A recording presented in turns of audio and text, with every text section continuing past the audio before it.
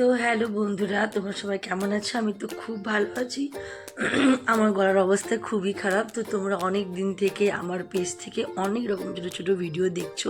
তো আমাদের এমনি হঠাৎ করে একবার প্ল্যানিং হয় যে আমরা আগরতলা বেড়াতে যাব, কিন্তু তার সাথে সাথে ছিল আমার মাকে একটু ডাক্তার দেখানো। তো ডাক্তার দেখিয়ে দেখো আমরা সপরিবারে এবং সাথে সাথে ছিল দেবাঞ্জনার মা বাবা, মানে আঙ্কেল আন্টি, সবাই মিলে আমরা চলে গেলাম কিন্তু আগরতলা বেড়াতে।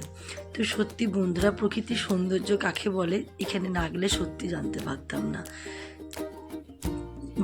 ত্রিপুরা যে এত সুন্দর জায়গা, ত্রিপুরার কালচার, ত্রিপুরার আবহাওয়া, ত্রিপুরা প্রাকৃতিক নেচার খুবই সুন্দর। তো আমরা সপরিবারে সবাই মিলে ট্রেনের মধ্যে খুব আনন্দ করতে করতে যাচ্ছিলাম, আর খুব মজাও লাগছিল, কিন্তু বোরও লাগছিলো যেহেতু অনেক ঘন্টা জার্নি ছিল। তো তারপরে দেখো এইরকম করে আমরা সবাই মিলে গল্প করতে করতে পাহাড়, এইদিকে নদী, এইদিকে জঙ্গল, আর কত ধরনের যে গাছ দেখেছি বা বন্ধুরা ভাবতে পারবে না। তো দেখো আমরা এর করতে করতে আমরা ত্রিপুরা পৌঁছে গেছি, মানে আগরতলা আমরা পৌঁছাতে চললাম। আর আগরতলাতে জানো তো বন্ধুরা, বেশিরভাগ কিন্তু গাছ হয় তোমার নারকেল গাছ আর সুপারি গাছ আর কলা গাছ। কলা গাছ কিন্তু ওখানে প্রচুর বেশি, আর তার সাথে সুপারি গাছ। আর ওখানে আবহাওয়া এত সুন্দর ছিল, না গরম না ঠান্ডা, খুবই সুন্দর। আমাদের তো খুব ভালো কেটেছে। তো তোমরা কিন্তু এমনি করে করে আমি পার্ট বাই পার্ট সব ভিডিওগুলো তোমার সাথে আপডেট দেবো। যারা আগরতলা বেড়াতে যেতে চাও তাদেরকে আমি সবই ইনফরমেশান দিয়ে দেবো, তোমাদের কোনো অসুবিধা নেই। তো তোমরা আমার ভিডিওগুলো পুরো ওয়াচ করবে, আর ভালো লাগলে পর অবশ্যই একটা লাইক আর কমেন্ট অবশ্যই করে দেবে। তো দেখো আমরা সবাই বিকেলে কিন্তু চা খেয়ে দিলাম, কেন আমাদের আগরতলা পৌঁছাতে পৌঁছাতে প্রায় 5:30 গেছিলো হয়ে। এবং তারপরে আমরা আগরতলা স্টেশনে পৌঁছে গেছি। এদিকে আমাদের জন্য ভাই করছিল ওয়েট। তো আমরা সবাই মিলে ব্যাগ ট্যাগ নিয়ে, প্রচুর লাগেজও ছিল, যেহেতু মেয়েও দেখো কত লাগেজ ক্যারি করেছে।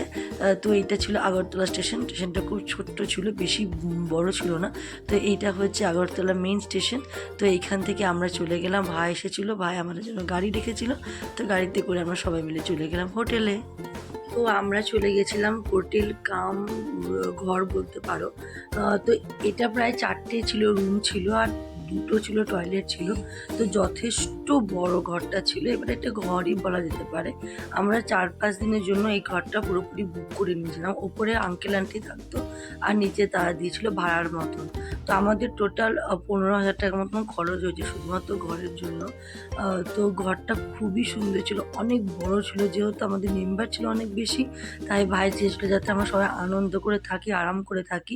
আর এখানে রান্না বান্নার করাও ব্যবস্থা ছিল। দেখো আঙ্কেল আর মেয়ে এদিকে পেঁয়াজ ছাড়াচ্ছে, আলু ছাড়াচ্ছে, যেহেতু আমরা যখন পৌঁছালাম অনেকটা রাত হয়ে গেছিলো। তো ভাই এখানে রান্না করেছিল আমাদের জন্য। আর এটা ছিল ওপরে আন্টি, তো সে আমাদের সাথে গল্প করতে এসেছিলো। তো আমরা সবাই মিলে একটু গল্প করছিলাম, আর ভালোও লাগছিলো বেশ। একদম এত নিজের মতন, ত্রিপুরার কালচার পুরোপুরি আমাদের মতন, একদম কোনো পার্থক্য নেই। খুব ভালো লাগলো। তো তোমরা নেক্সট ভিডিওর জন্য অপেক্ষা করে থাকো, আমি আবার আসবো নেক্সট ভিডিও।